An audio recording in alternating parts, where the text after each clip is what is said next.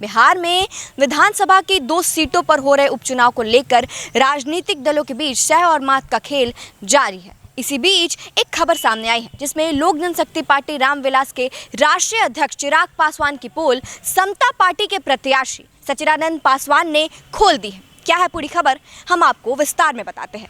दरअसल लोक जनशक्ति पार्टी रामविलास के अध्यक्ष चिराग पासवान ने दावा किया कि समता पार्टी के प्रत्याशी सचिदानंद पासवान ने उनके प्रत्याशी को समर्थन दे दिया है। इसके कुछ घंटे बाद ही सचिदानंद ने चिराग के दावे को खारिज कर दिया। उन्होंने कहा कि वह अभी भी चुनाव मैदान में है, किसी को समर्थन नहीं दिया है।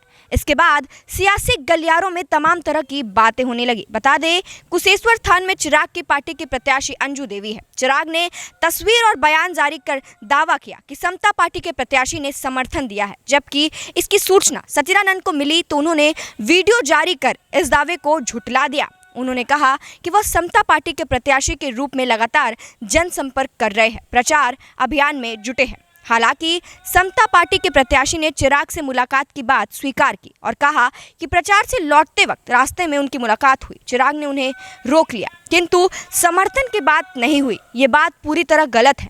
वह मजबूती से चुनाव लड़ रहे हैं। सचिदानंद के वीडियो वायरल होने के बाद जब लोजपा के प्रवक्ता अशरफ अंसारी से पूछा गया तो उन्होंने कहा कि बताने से इनकार कर दिया उन्होंने और कहा कि पता करने के बाद ही आधिकारिक बयान दे सकते हैं। लोजपा में आधिकारिक तौर पर टूट के बाद चिराग पासवान की पार्टी पहला चुनाव लड़ रही है। उनके चाचा पशुपति पारस की पार्टी राष्ट्रीय लोक जनशक्ति पार्टी बतौर एनडीए का घटक दल जेडीयू प्रत्याशी को समर्थन दे रही है। तो चिराग ने विधानसभा चुनाव 2020 की तरह ही जेडीयू के खिलाफ इस बार भी अपनी उम्मीदवारी दे दी। आपको बता दें, इससे पहले चिराग पासवान कल कुशेश्वर स्थान पहुंचे थे, जहां पर उन्होंने नीतीश कुमार पर तंज कसा था। दरअसल बाबा कुशेश्वर की पूजा करने के बाद चिराग पासवान ने नीतीश कुमार पर तंज कसते हुए कहा और सरकार पर तंज कसते हुए कहा कि मैं बचपन से यहाँ पर आता रहा हूँ, मेरे पिताजी का ननिहाल रहा है ये, और बाबा कुशेश्वर के दर्शन किए। आगे उन्होंने कहा कि वो बचपन में अपने पिताजी के साथ आते थे यहाँ दर्शन करने और उनका आशीर्वाद लेने, और आज फिर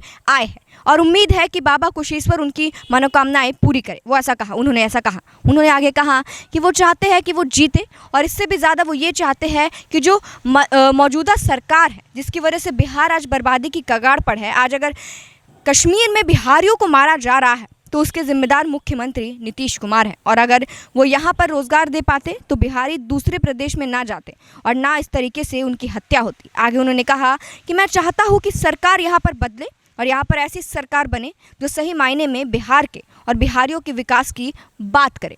आपको बता दें, विधानसभा की 2 सीटों पर कुशेश्वर स्थान और तारापुर में उपचुनाव होने वाला है, जिसको लेकर राजनीतिक गलियारों में हलचल मची हुई है। कल जहां चिराग पासवान आए थे तो वही परसों तेजस्वी यादव रात को वहां पहुंचे थे और तेजस्वी यादव ने भी वहां पर जनता से बात की, अपने प्रत्याशी के लिए वोट मांगा और सभी दल इसके लिए लगे हुए हैं। बता दें, इस दिनों कांग्रेस और जो राजद है उनके बीच बवाल भी मचा हुआ है। महागठबंधन टूटने की बात आ गई है क्योंकि कांग्रेस नहीं चाहती है कि राजद लड़े। वही कल चिराग पासवान भी पहुंचे, उन्होंने बाबा कुशेश्वर की पूजा की और वहां पर उसके बाद उन्होंने पत्रकार से बात की, उन्हें नीतीश कुमार पर तंज मारा और अपने प्रत्याशी के लिए वोट भी मांगा। अब देखना होगा कि उपचुनाव का रिजल्ट क्या आता है, कौन बाजी मार जाता है। इसी के साथ देखते रहिए DTV भारत।